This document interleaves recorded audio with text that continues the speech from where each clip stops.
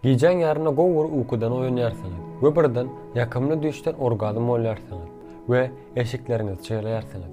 Köpler üçin tanış bolan bu görnüş uykunyň boşalmagy, giýjek edende ýa-da çygly düş görmek diýilýär. Umuman, çygly düş REM uyku watyna ýöne çykýar. Bu etapda beden has köp kislorod alýar we jins agzalaryna has köp gan akmagyna başdan geçirýär.